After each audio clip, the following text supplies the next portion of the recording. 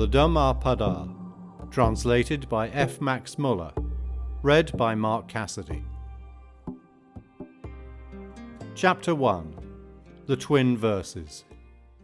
All that we are is the result of what we have thought.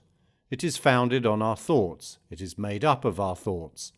If a man speaks or acts with an evil thought, pain follows him, as the wheel follows the foot of the ox that draws the carriage.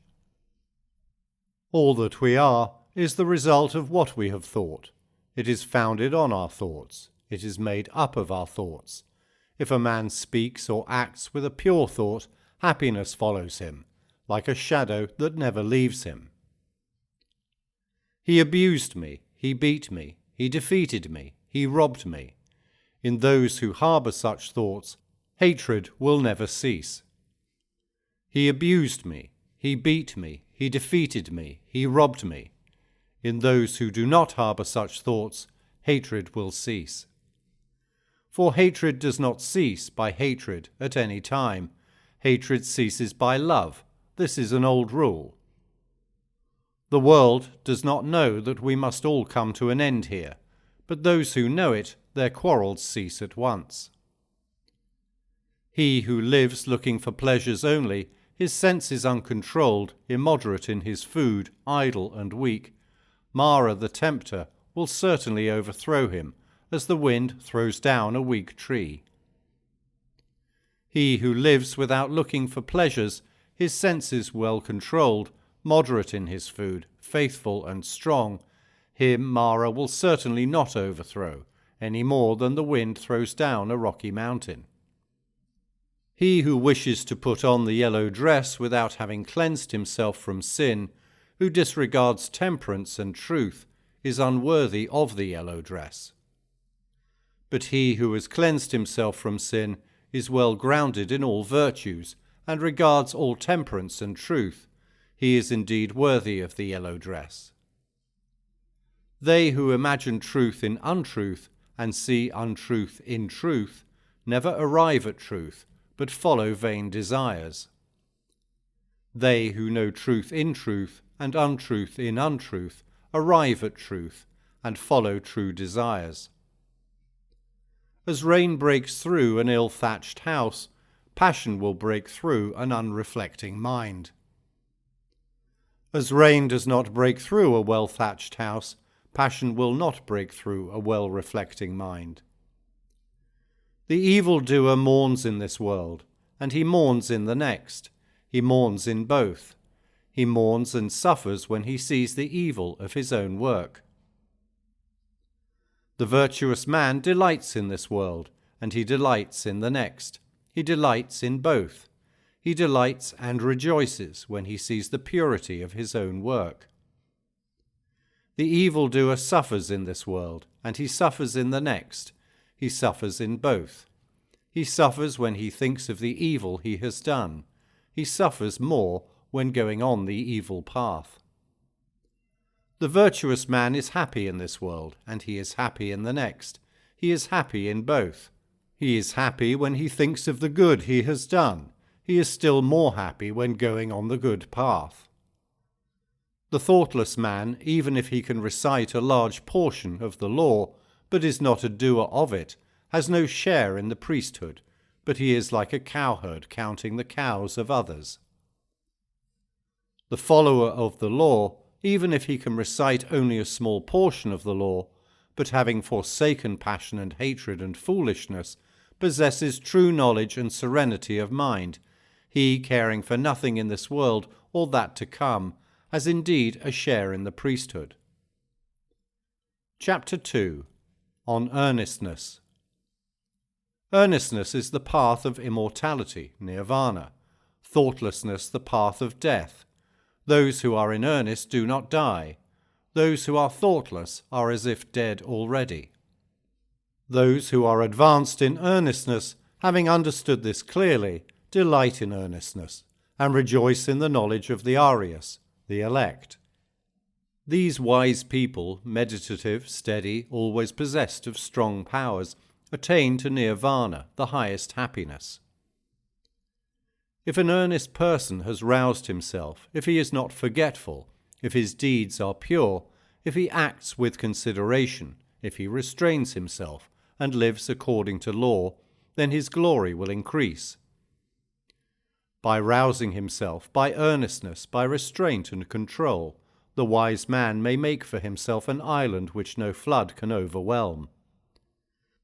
Fools follow after vanity, men of evil wisdom. The wise man keeps earnestness as his best jewel. Follow not after vanity, nor after the enjoyment of love and lust. He who is earnest and meditative obtains ample joy. When the learned man drives away vanity by earnestness, he, the wise, climbing the terraced heights of wisdom, looks down upon the fools. Serene he looks upon the toiling crowd, as one that stands on a mountain looks down upon them that stand upon the plain. Earnest among the thoughtless, awake among the sleepers, the wise man advances like a racer, leaving behind the hack. By earnestness did Maghavun, Indra, rise to the lordship of the gods. People praise earnestness. Thoughtlessness is always blamed. A Bhikshu, Mendicant, who delights in earnestness, who looks with fear on thoughtlessness, moves about like fire, burning all his fetters, small or large. A Bhikshu, Mendicant, who delights in reflection, who looks with fear on thoughtlessness, cannot fall away from his perfect state. He is close upon nirvana. Chapter 3. Thought. As a fletcher makes straight his arrow, a wise man makes straight his trembling and unsteady thought, which is difficult to guard, difficult to hold back. As a fish taken from his watery home and thrown on dry ground, our thought trembles all over in order to escape the dominion of Mara the tempter. It is good to tame the mind, which is difficult to hold in and flighty. Rushing wherever it listeth, a tamed mind brings happiness. Let the wise man guard his thoughts, for they are difficult to perceive, very artful, and they rush wherever they list. Thoughts well guarded bring happiness. Those who bridle their mind which travels far, moves about alone, is without a body, and hides in the chamber of the heart, will be free from the bonds of Mara the tempter.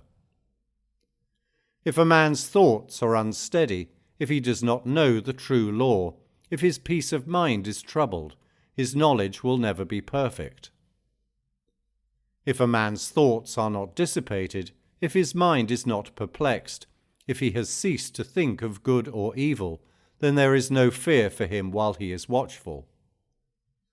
Knowing that this body is fragile like a jar, and making this thought firm like a fortress, one should attack Mara the tempter with the weapon of knowledge. One should watch him when conquered, and should never rest. Before long, alas, this body will lie on the earth, despised, without understanding, like a useless log. Whatever a hater may do to a hater, or an enemy to an enemy, a wrongly directed mind will do us greater mischief. Not a mother, not a father will do so much, nor any other relative. A well-directed mind will do us greater service. Chapter 4. Flowers. Who shall overcome this earth, and the world of Yama, the lord of the departed, and the world of the gods? Who shall find out the plainly shown path of virtue, as a clever man finds out the right flower? The disciple will overcome the earth, and the world of Yama, and the world of the gods. The disciple will find out the plainly shown path of virtue, as a clever man finds out the right flower. He who knows that this body is like froth, and has learnt that it is as unsubstantial as a mirage, will break the flower-pointed arrow of Mara, and never see the king of death. Death carries off a man who is gathering flowers, and whose mind is distracted, as a flood carries off a sleeping village. Death subdues a man who is gathering flowers, and whose mind is distracted, before he is satiated in his pleasures. As the bee collects nectar and departs without injuring the flower or its colour or scent, so let a sage dwell in his village. Not the perversities of others, nor their sins of commission or omission, but his own misdeeds and negligences should a sage take notice of. Like a beautiful flower full of colour, but without scent, are the fine but fruitless words of him who does not act accordingly. But, like a beautiful flower, full of colour and full of scent, are the fine and fruitful words of him who acts accordingly. As many kinds of reeds can be made from a heap of flowers, so many good things may be achieved by a mortal when once he is born. The scent of flowers does not travel against the wind, nor that of sandalwood, or of tagara and malika flowers, but the odour of good people travels even against the wind. A good man pervades every place.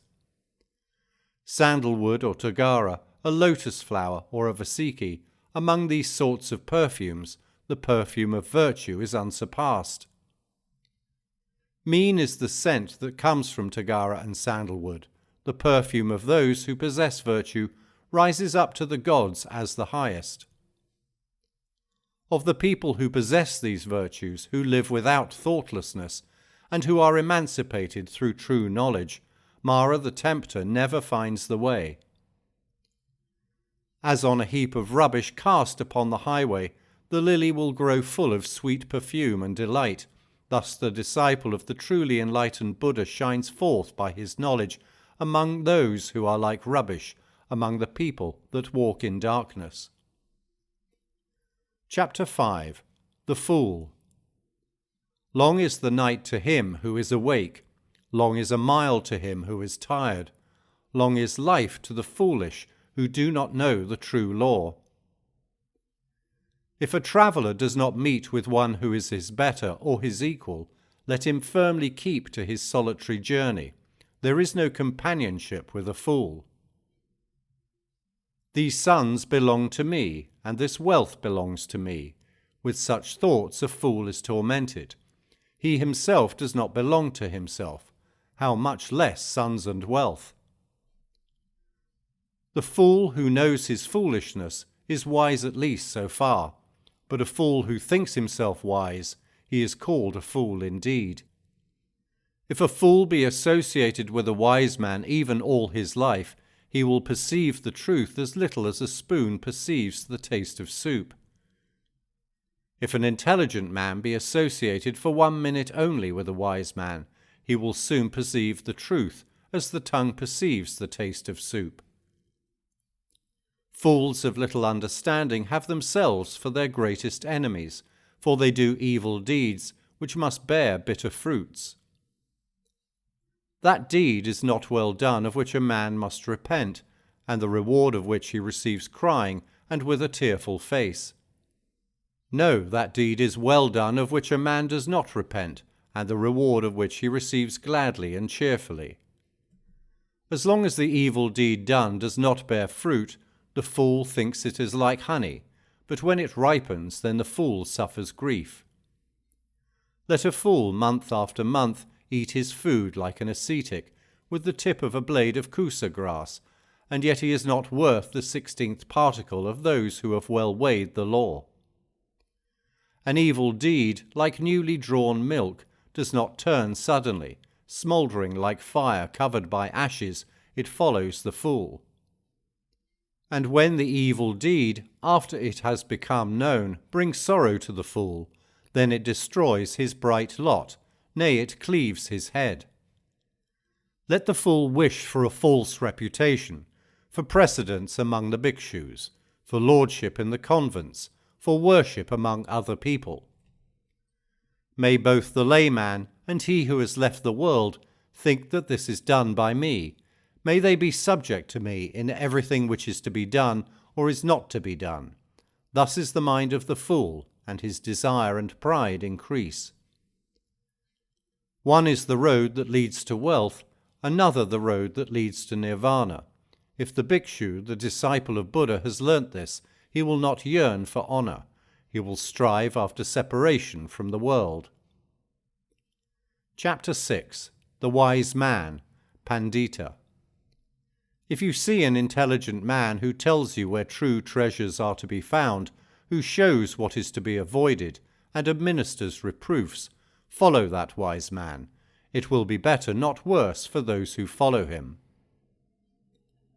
Let him admonish, let him teach, let him forbid what is improper. He will be beloved of the good, by the bad he will be hated.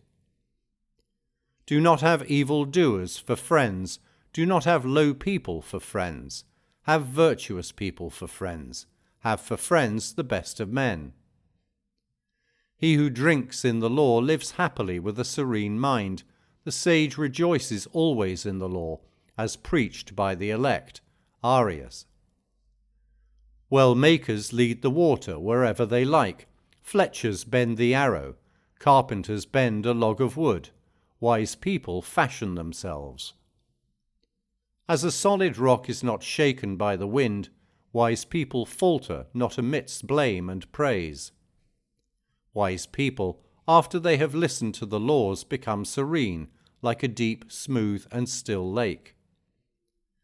Good people walk on whatever befall, the good do not prattle, longing for pleasure.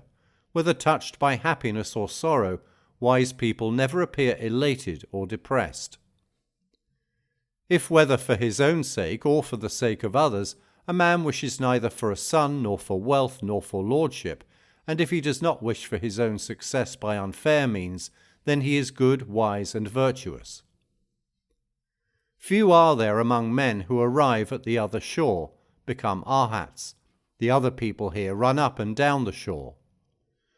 But those, when the law has been well preached to them, follow the law, will pass across the dominion of death, however difficult to overcome. A wise man should leave the dark state of ordinary life and follow the bright state of the Bhikshu.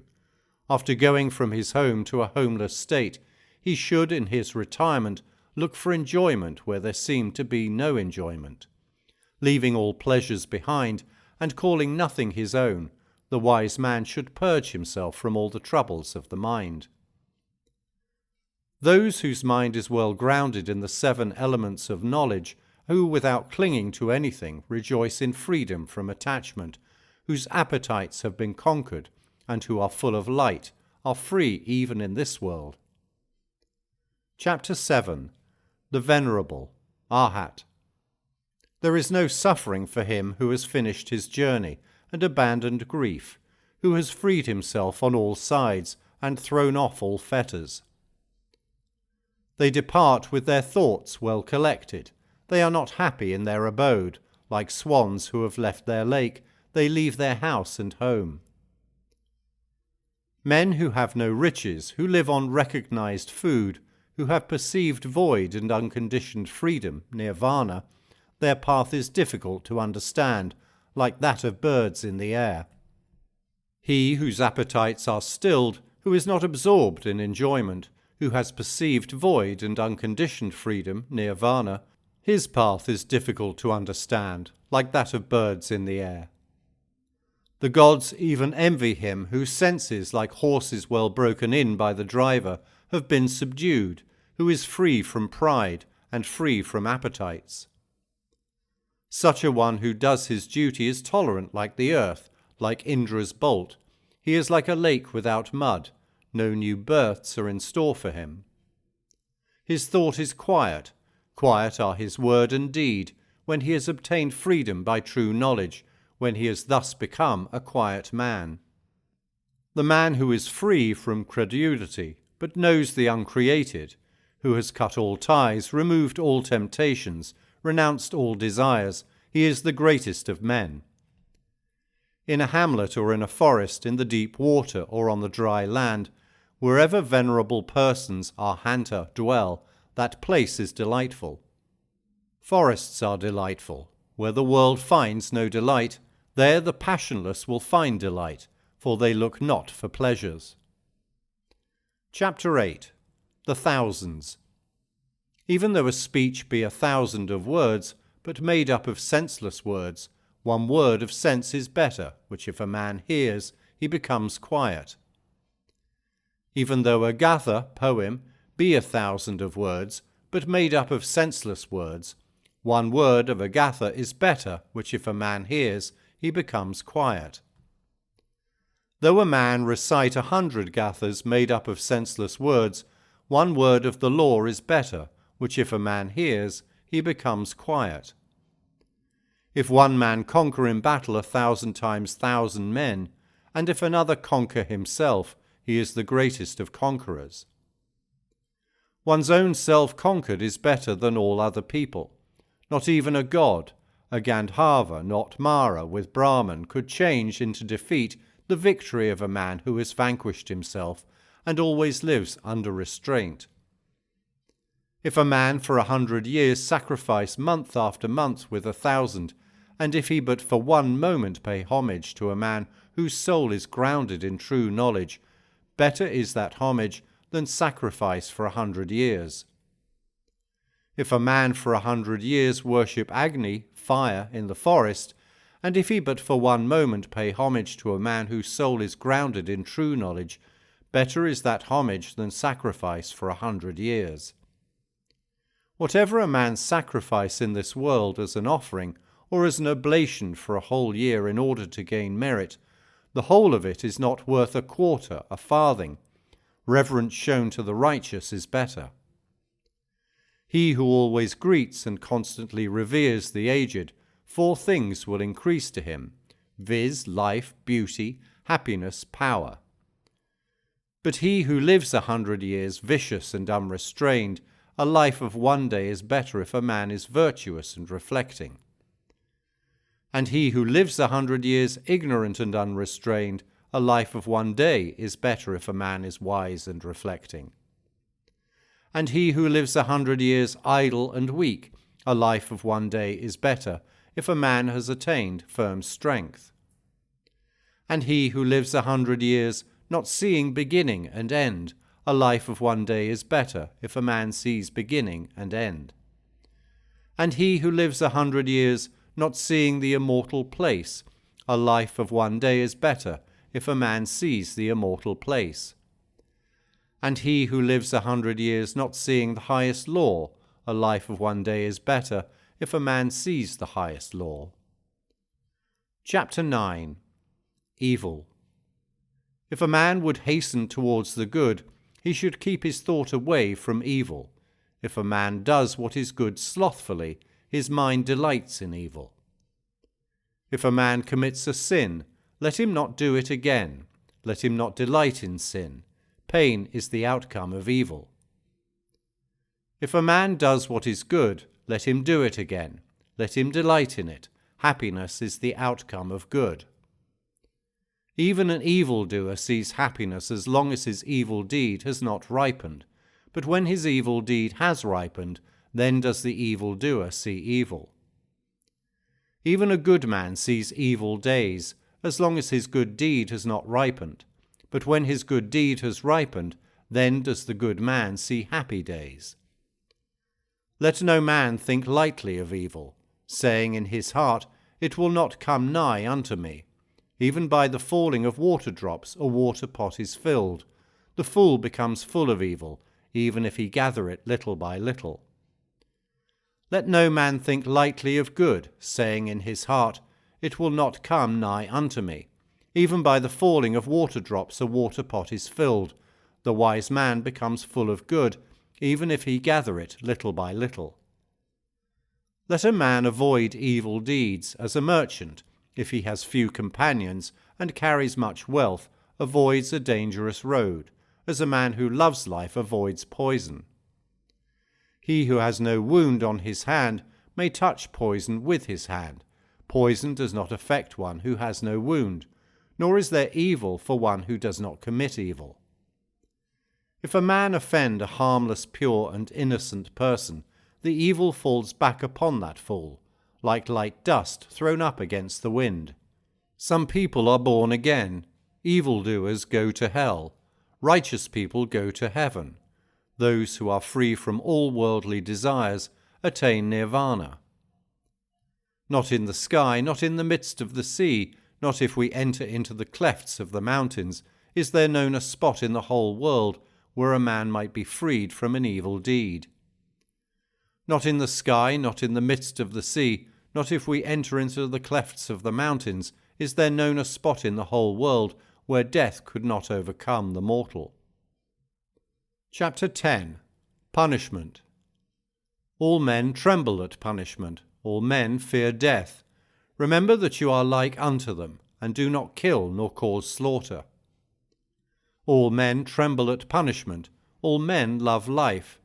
Remember that thou art like unto them, and do not kill nor cause slaughter. He who, seeking his own happiness, punishes or kills beings who also long for happiness, will not find happiness after death. He who, seeking his own happiness, does not punish or kill beings who also long for happiness, will find happiness after death. Do not speak harshly to anybody. Those who are spoken to will answer thee in the same way. Angry speech is painful. Blows for blows will touch thee.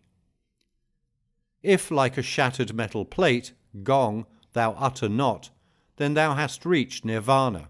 Contention is not known to thee. As a cowherd with his staff drives his cows into the stable, so do age and death drive the life of men. A fool does not know when he commits his evil deeds, but the wicked man burns by his own deeds, as if burnt by fire. He who inflicts pain on innocent and harmless persons will soon come to one of these 10 states. He will have cruel suffering, loss, injury of the body, heavy affliction, or loss of mind, or a misfortune coming from the king, or a fearful accusation, or loss of relations, or destruction of treasures. Or lighting fire will burn his houses, and when his body is destroyed, the fool will go to hell. Not nakedness, not plaited hair, not dirt, not fasting, or lying on the earth, not rubbing with dust, not sitting motionless, can purify a mortal who has not overcome desires. He who, though dressed in fine apparel, exercises tranquillity, is quiet, subdued, restrained, chaste, and has ceased to find fault with all other beings. He indeed is a Brahmana, an ascetic, Sramana, a friar, Bhikshu. Is there in this world any man so restrained by humility that he does not mind reproof as a well-trained horse the whip? Like a well-trained horse when touched by the whip, be ye active and lively, and by faith, by virtue, by energy, by meditation, by discernment of the law, you will overcome this great pain of reproof, perfect in knowledge and in behaviour, and never forgetful. Well makers lead the water wherever they like, fletchers bend the arrow, carpenters bend a log of wood, good people fashion themselves. Chapter 11. Old Age. How is there laughter, how is there joy, as this world is always burning? Why do you not seek a light, ye who are surrounded by darkness? Look at this dressed-up lump, covered with wounds joined together, sickly, full of many thoughts, which has no strength, no hold. This body is wasted, full of sickness, and frail. This heap of corruption breaks to pieces. Life indeed ends in death. Those white bones, like gourds thrown away in the autumn, what pleasure is there in looking at them? After a stronghold has been made of the bones, it is covered with flesh and blood, and there dwell in it old age and death, pride and deceit. The brilliant chariots of kings are destroyed, the body also approaches destruction, but the virtue of good people never approaches destruction. Thus do the good say to the good. A man who has learnt little grows old like an ox. His flesh grows, but his knowledge does not grow. Looking for the maker of this tabernacle, I shall have to run through a course of many births, so long as I do not find him. And painful is birth again and again. But now, maker of the tabernacle, thou hast been seen, thou shalt not make up this tabernacle again. All thy rafters are broken, thy ridgepole is sundered, the mind, approaching the eternal, visankhara, nirvana, has attained to the extinction of all desires. Men who have not observed proper discipline, and have not gained treasure in their youth, perish like old herons in a lake without fish.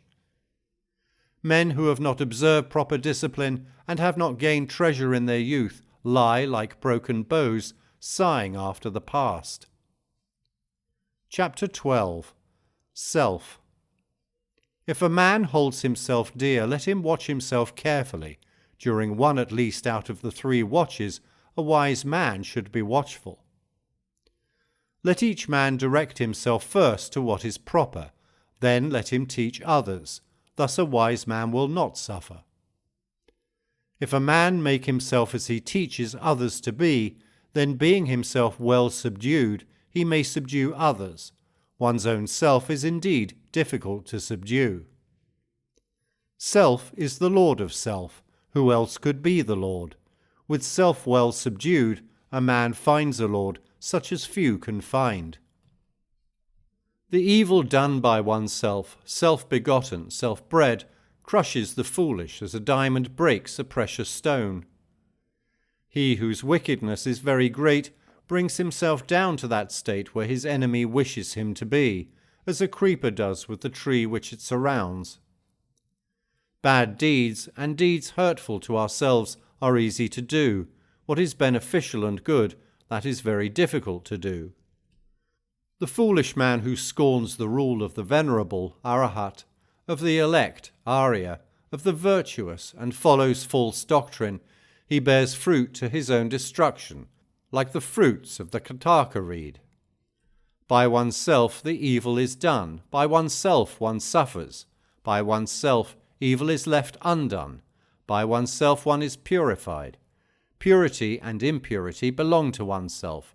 No one can purify another. Let no one forget his own duty for the sake of another's, however great. Let a man, after he has discerned his own duty, be always attentive to his duty. Chapter 13. The World.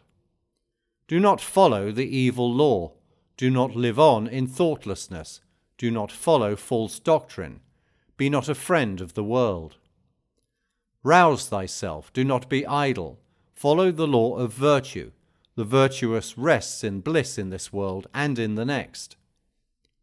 Follow the law of virtue. Do not follow that of sin. The virtuous rests in bliss in this world and in the next. Look upon the world as a bubble. Look upon it as a mirage. The king of death does not see him, who thus looks down upon the world. Come, look at this glittering world, like unto a royal chariot. The foolish are immersed in it, but the wise do not touch it. He who formerly was reckless and afterwards became sober brightens up this world, like the moon when freed from clouds. He whose evil deeds are covered by good deeds brightens up this world, like the moon when freed from clouds. This world is dark, few only can see here, a few only go to heaven, like birds escaped from the net. The swans go on the path of the sun. They go through the ether by means of their miraculous power. The wise are led out of this world when they have conquered Mara and his train. If a man has transgressed one law and speaks lies, and scoffs at another world, there is no evil he will not do. The uncharitable do not go to the world of the gods. Fools only do not praise liberality.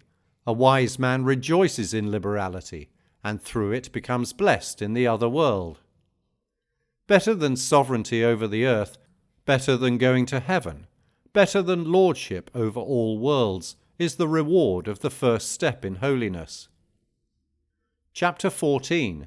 The Buddha, the Awakened.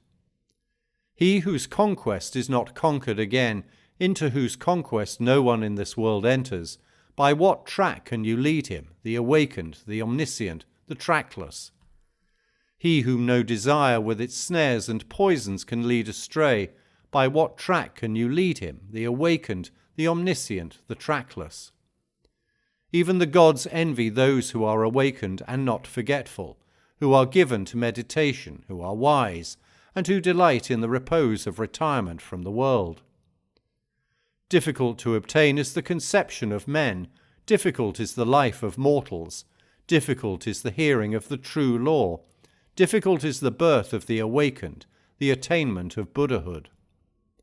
Not to commit any sin, to do good, and to purify one's mind, that is the teaching of all the awakened. The awakened call patience the highest penance, long-suffering the highest nirvana, for he is not an anchorite, pravragita, who strikes others, he is not an ascetic, sramana, who insults others. Not to blame, not to strike, to live restrained under the law, to be moderate in eating, to sleep and sit alone, and to dwell on the highest thoughts. This is the teaching of the awakened. There is no satisfying lusts, even by a shower of gold pieces. He who knows that lusts have a short taste and cause pain, he is wise. Even in heavenly pleasures he finds no satisfaction. The disciple who is fully awakened delights only in the destruction of all desires. Men driven by fear go to many a refuge, to mountains and forests, to groves and sacred trees. But that is not a safe refuge, that is not the best refuge. A man is not delivered from all pains after having gone to that refuge. He who takes refuge with Buddha, the law, and the church, he who with clear understanding sees the four holy truths, viz., pain, the origin of pain, the destruction of pain, and the eightfold holy way that leads to the quieting of pain. That is the safe refuge, that is the best refuge. Having gone to that refuge, a man is delivered from all pain. A supernatural person, a Buddha, is not easily found. He is not born everywhere. Wherever such a sage is born, that race prospers. Happy is the arising of the awakened. Happy is the teaching of the true law. Happy is peace in the church. Happy is the devotion of those who are at peace. He who pays homage to those who deserve homage, whether the awakened Buddha or their disciples, those who have overcome the host of evils and crossed the flood of sorrow, he who pays homage to such as have found deliverance and know no fear, his merit can never be measured by anybody. Chapter 15. Happiness. Let us live happily then, not hating those who hate us. Among men who hate us, let us dwell free from hatred. Let us live happily then, free from ailments among the ailing. Among men who are ailing, let us dwell free from ailments. Let us live happily then, free from greed among the greedy. Among men who are greedy, let us dwell free from greed. Let us live happily then, though we call nothing our own. We shall be like the bright gods, feeding on happiness. Victory breeds hatred, for the conquered is unhappy. He who has given up both victory and defeat, he the contented is happy. There is no fire like passion, there is no losing throw like hatred, there is no pain like this body, there is no happiness higher than the rest. Hunger is the worst of diseases, the body the greatest of pains. If one knows this truly, that is nirvana, the highest happiness. Health is the greatest of gifts, contentedness the best riches, trust is the best of relationships, nirvana the highest happiness.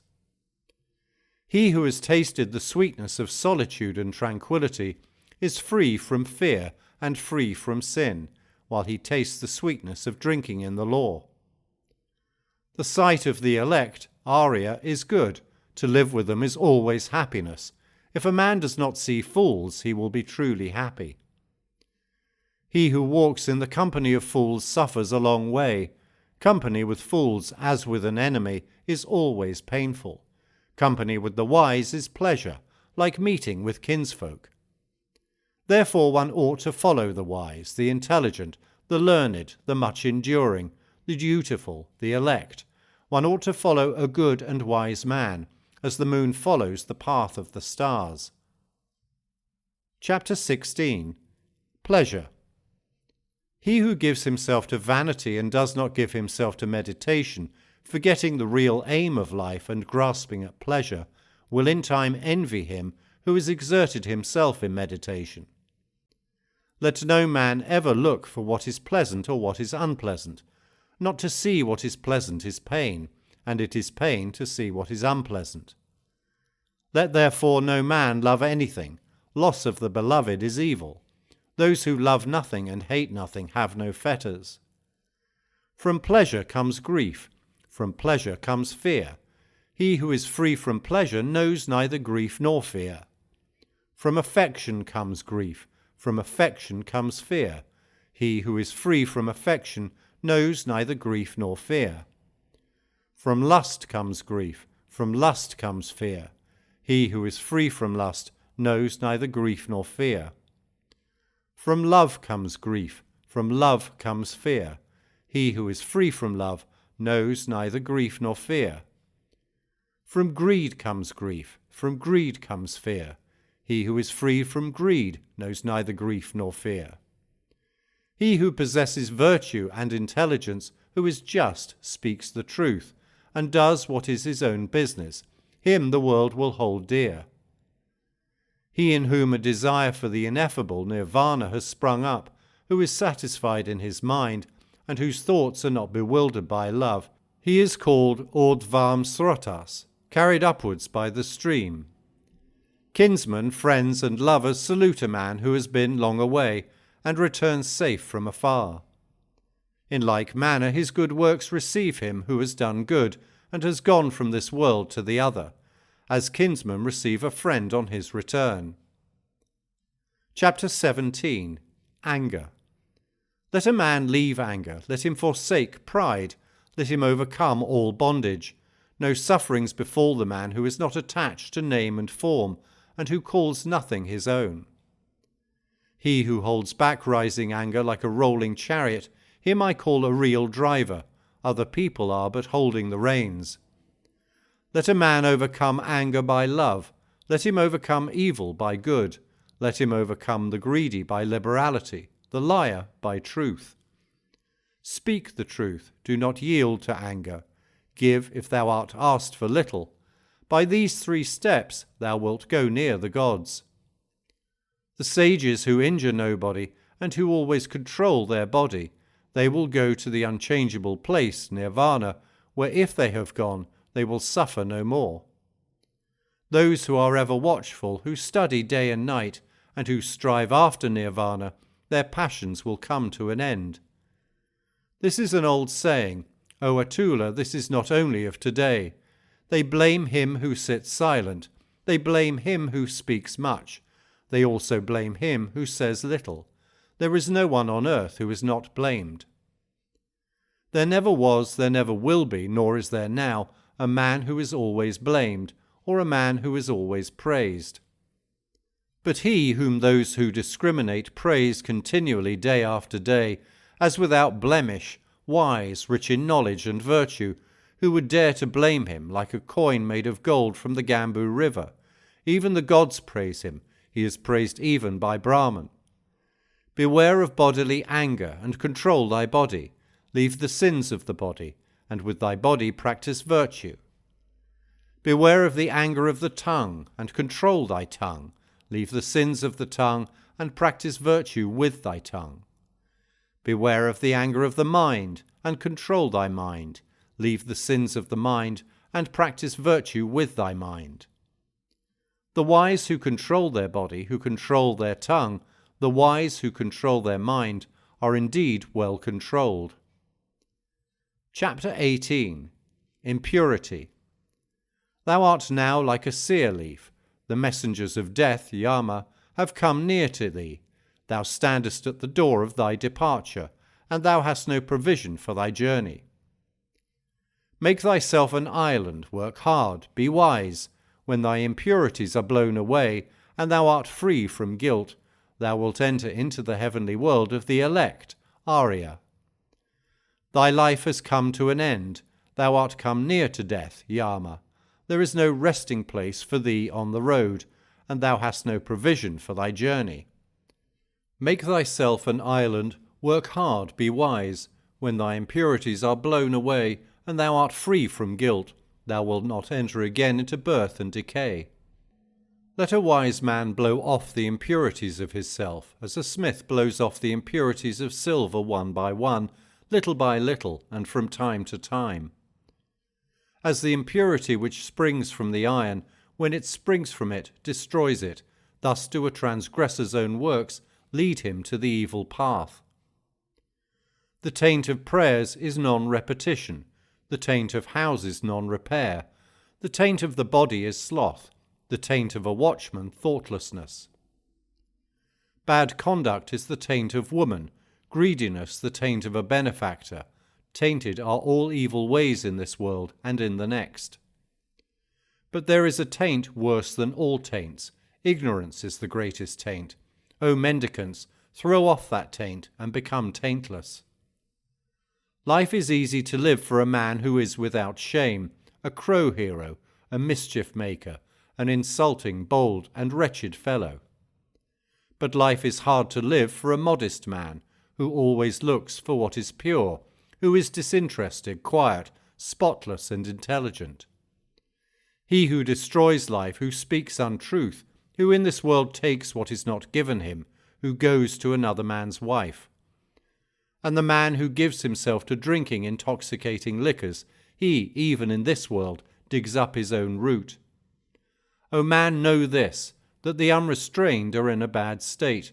Take care that greediness and vice do not bring thee to grief for a long time. The world gives according to their faith or according to their pleasure. If a man frets about the food and the drink given to others, he will find no rest either by day or by night. He in whom that feeling is destroyed and taken out with the very root finds rest by day and by night. There is no fire like passion, there is no shark like hatred, there is no snare like folly, there is no torrent like greed. The fault of others is easily perceived, but that of oneself is difficult to perceive. A man winnows his neighbour's faults like chaff, but his own fault he hides, as a cheat hides the bad die from the gambler. If a man looks after the faults of others, and is always inclined to be offended, his own passions will grow, and he is far from the destruction of passions. There is no path through the air. A man is not a samana by outward acts. The world delights in vanity. The Tathagatas, the Buddhas, are free from vanity. There is no path through the air.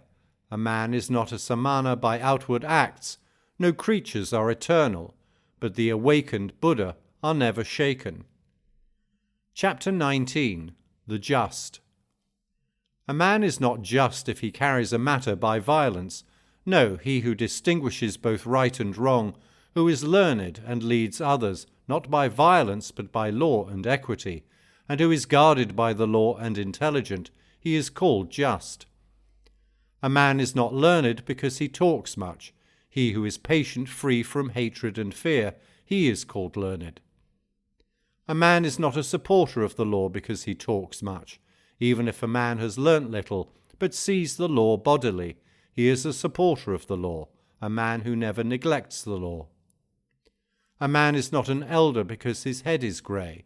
His age may be ripe, but he is called old in vain. He in whom there is truth, virtue, love, restraint, moderation, he who is free from impurity and is wise, he is called an elder. An envious, greedy, dishonest man does not become respectable by means of much talking only, or by the beauty of his complexion.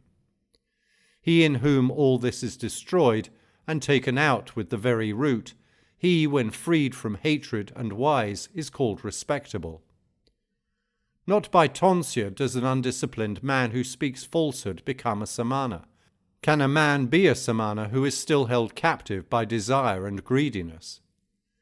He who always quiets the evil, whether small or large, he is called a samana, a quiet man, because he has quieted all evil. A man is not a mendicant, Bhikshu, simply because he asks others for alms. He who adopts the whole law is a Bhikshu, not he who only begs. He who is above good and evil, who is chaste, who with knowledge passes through the world, he indeed is called a Bhikshu. A man is not a Muni because he observes silence, Mona, i.e. Mauna, if he is foolish and ignorant, but the wise who, taking the balance, chooses the good and avoids evil, he is a Muni, and is a Muni thereby. He who in this world weighs both sides is called a Muni. A man is not an elect, Arya, because he injures living creatures, because he has pity on all living creatures, therefore is a man called Arya. Not only by discipline and vows, not only by much learning, not by entering into a trance, not by sleeping alone do I earn the happiness of release which no worldling can know. Bhikshu, be not confident, as long as thou hast not attained the extinction of desires. Chapter 20. The Way. The best of ways is the eightfold, the best of truths the 4 words, the best of virtues passionlessness, the best of men he who has eyes to see. This is the way, there is no other, that leads to the purifying of intelligence. Go on this way. Everything else is the deceit of Mara the tempter. If you go on this way, you will make an end of pain. The way was preached by me, when I had understood the removal of the thorns in the flesh. You yourself must make an effort. The Tathagatas, Buddhas, are only preachers. The thoughtful who enter the way are freed from the bondage of Mara. All created things perish. He who knows and sees this becomes passive in pain. This is the way to purity. All created things are grief and pain. He who knows and sees this becomes passive in pain. This is the way that leads to purity. All forms are unreal. He who knows and sees this becomes passive in pain. This is the way that leads to purity. He who does not rouse himself when it is time to rise, who, though young and strong, is full of sloth, whose will and thought are weak, that lazy and idle man will never find the way to knowledge. Watching his speech well restrained in mind, let a man never commit any wrong with his body. Let a man but keep these 3 roads of action clear, and he will achieve the way which is taught by the wise. Through zeal knowledge is gotten. Through lack of zeal knowledge is lost. Let a man who knows this double path of gain and loss thus place himself that knowledge may grow. Cut down the whole forest of lust, not a tree only. Danger comes out of the forest of lust. When you have cut down both the forest of lust and its undergrowth, then, bhikshus, you will be rid of the forest and free. So long as the love of man towards women, even the smallest, is not destroyed, so long is his mind in bondage, as the calf that drinks milk is to its mother. Cut out the love of self like an autumn lotus with thy hand. Cherish the road of peace. Nirvana has been shown by Sugata, Buddha. Here I shall dwell in the rain, here in winter and summer. Thus the fool meditates and does not think of his death. Death comes and carries off that man, praised for his children and flocks, his mind distracted, as a flood carries off a sleeping village. Sons are no help, nor a father, nor relations. There is no help from kinsfolk for one whom death has seized. A wise and good man who knows the meaning of this should quickly clear the way that leads to nirvana. Chapter 21. Miscellaneous. If by leaving a small pleasure one sees a great pleasure, let a wise man leave the small pleasure and look to the great. He who by causing pain to others wishes to obtain pleasure for himself, he, entangled in the bonds of hatred, will never be free from hatred. What ought to be done is neglected. What ought not to be done is done. The desires of unruly, thoughtless people are always increasing. But they whose whole watchfulness is always directed to their body, who do not follow what ought not to be done, and who steadfastly do what ought to be done, the desires of such watchful and wise people will come to an end. A true Brahmana goes scatheless, though he have killed father and mother, and 2 valiant kings, though he has destroyed a kingdom with all its subjects.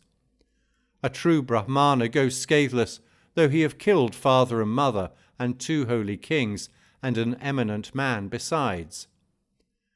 The disciples of Gautama, Buddha, are always well awake, and their thoughts day and night are always set on Buddha.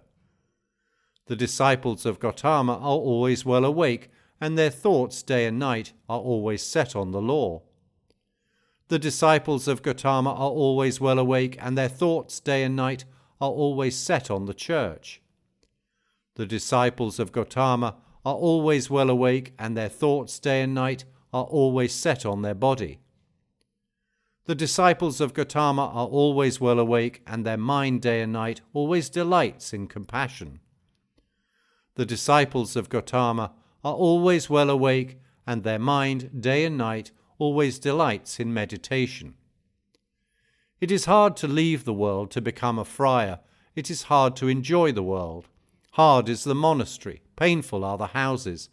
Painful it is to dwell with equals, to share everything in common, and the itinerant mendicant is beset with pain. Therefore let no man be an itinerant mendicant, and he will not be beset with pain. Whatever place a faithful, virtuous, celebrated, and wealthy man chooses, there he is respected. Good people shine from afar, like the snowy mountains. Bad people are not seen, like arrows shot at night. He alone who, without ceasing, practices the duty of sitting alone and sleeping alone, he, subduing himself, will rejoice in the destruction of all desires alone, as if living in a forest. Chapter 22. The Downward Course. He who says what is not goes to hell. He also who, having done a thing, says, I have not done it. After death both are equal. They are men with evil deeds in the next world. Many men whose shoulders are covered with the yellow gown are ill-conditioned and unrestrained. Such evildoers by their evil deeds go to hell. Better it would be to swallow a heated iron ball like flaring fire than that a bad unrestrained fellow should live on the charity of the land. 4 things does a reckless man gain who covets his neighbour's wife: a bad reputation, an uncomfortable bed, thirdly punishment, and lastly hell. There is bad reputation, and the evil way to hell. There is the short pleasure of the frightened in the arms of the frightened, and the king imposes heavy punishment.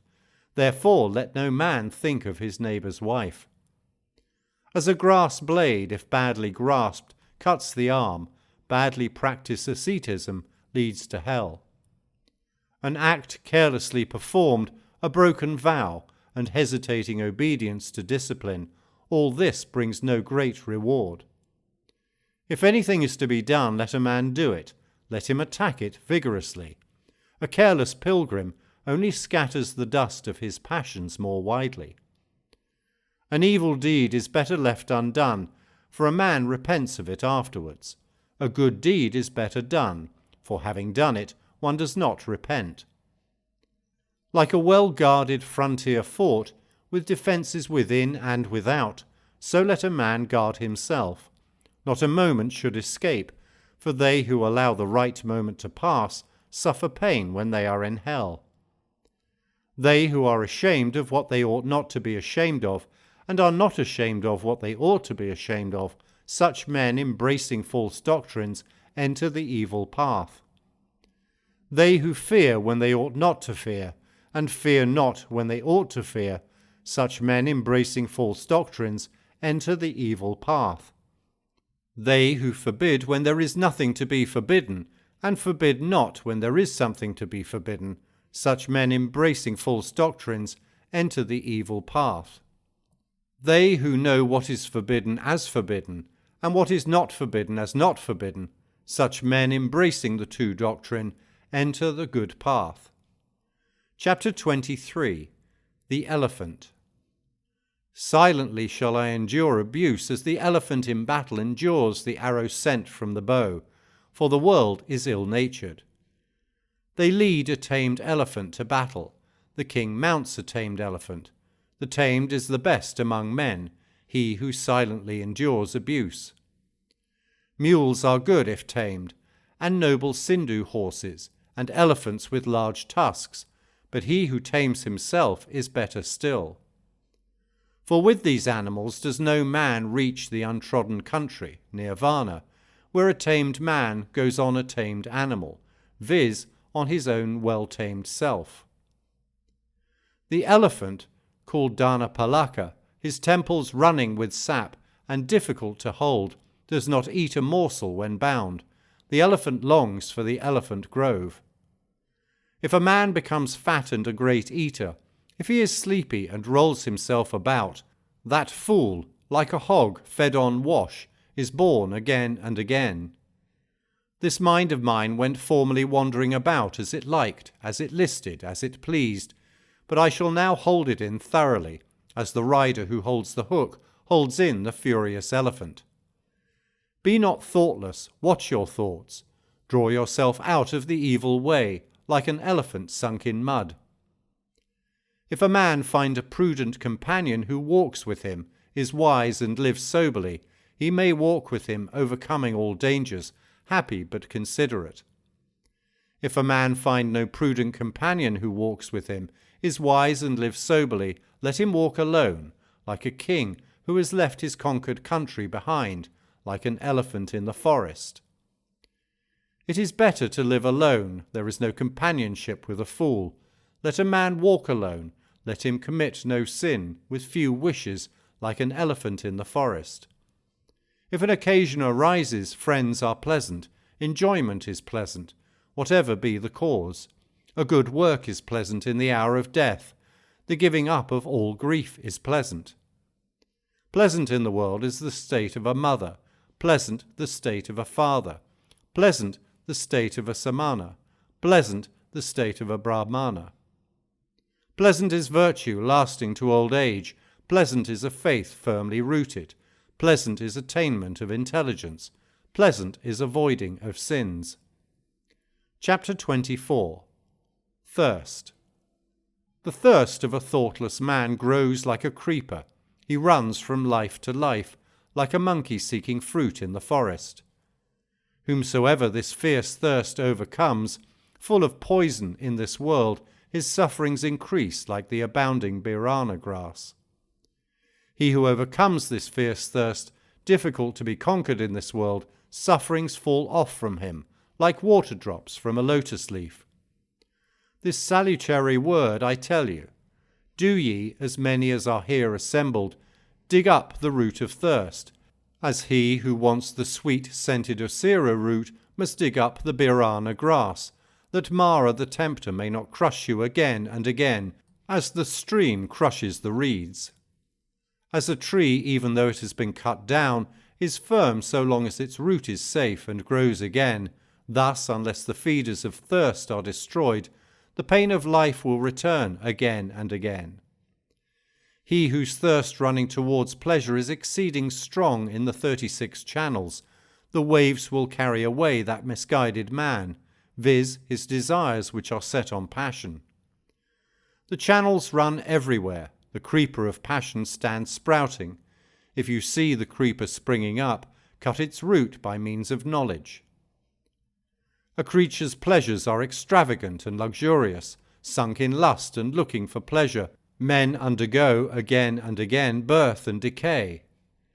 Men driven on by thirst run about like a snared hare. Held in fetters and bonds they undergo pain for a long time, again and again. Men driven on by thirst run about like a snared hare. Let therefore the mendicant drive out thirst by striving after passionlessness for himself. He who, having got rid of the forest of lust, i.e., after having reached nirvana, gives himself over to forest life, i.e., to lust, and who, when removed from the forest, i.e., from lust, runs to the forest, i.e., to lust, look at that man. Though free, he runs into bondage. Wise people do not call that a strong fetter which is made of iron, wood, or hemp. Far stronger is the care for precious stones and rings, for sons and a wife. That fetter wise people call strong, which drags down, yields, but is difficult to undo.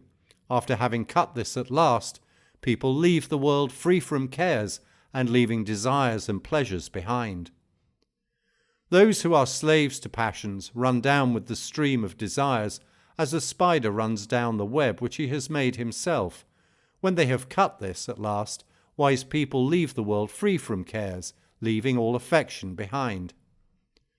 Give up what is before, give up what is behind, give up what is in the middle, when thou goest to the other shore of existence. If thy mind is altogether free, thou wilt not again enter into birth and decay.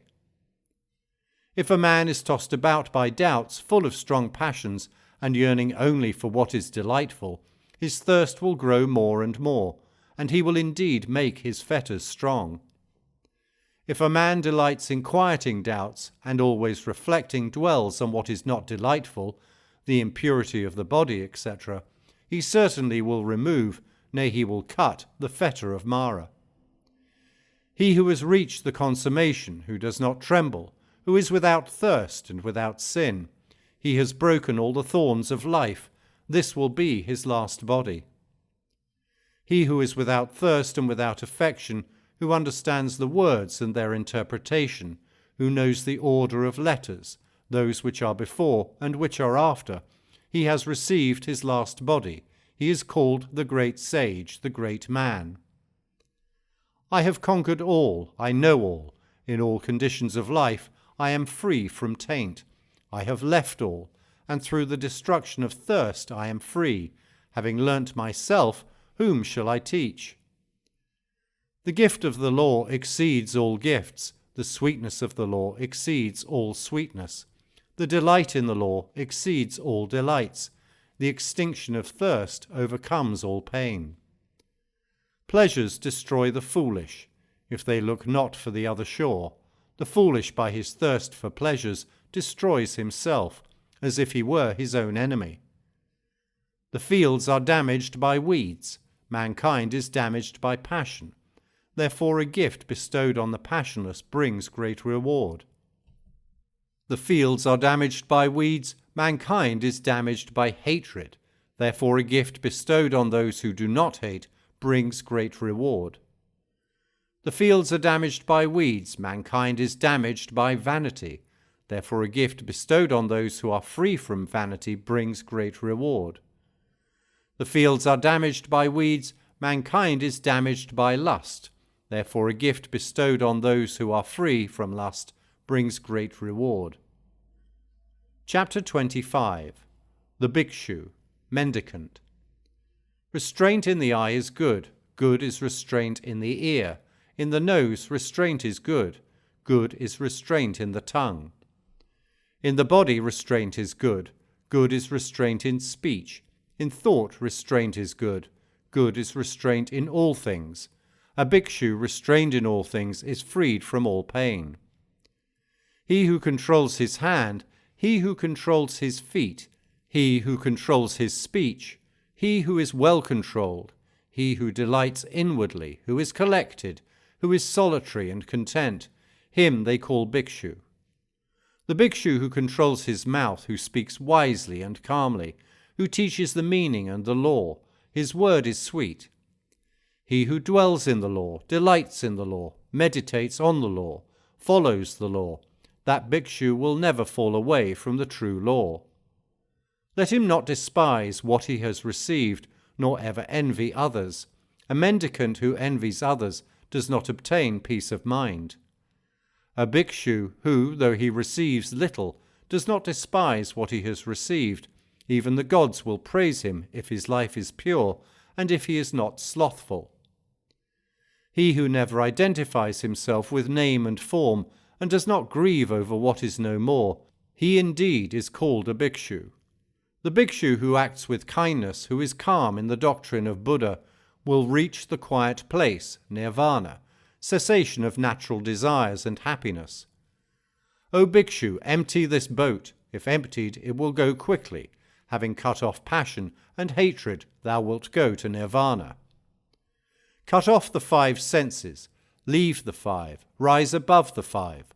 A bhikshu who has escaped from the 5 fetters, he is called Ogatina, saved from the blood.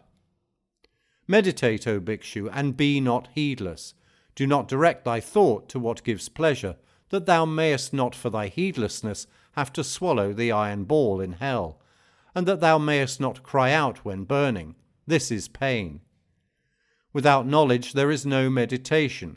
Without meditation there is no knowledge. He who has knowledge and meditation is near unto nirvana. A bhikshu who has entered his empty house, and whose mind is tranquil, feels a more than human delight when he sees the law clearly. As soon as he has considered the origin and destruction of the elements, khandha, of the body, he finds happiness and joy which belong to those who know the immortal, nirvana. And this is the beginning here for a wise bhikshu: watchfulness over the senses, contentedness, restraint under the law. Keep noble friends whose life is pure and who are not slothful. Let him live in charity, let him be perfect in his duties, then in the fullness of delight he will make an end of suffering. As the Vasika plant sheds its withered flowers, men should shed passion and hatred, O ye bhikshus. The bhikshu whose body and tongue and mind are quieted, who is collected and has rejected the baits of the world, he is called quiet. Rouse thyself by thyself, examine thyself by thyself. Thus self-protected and attentive wilt thou live happily, O bhikshu. For self is the lord of self. Self is the refuge of self.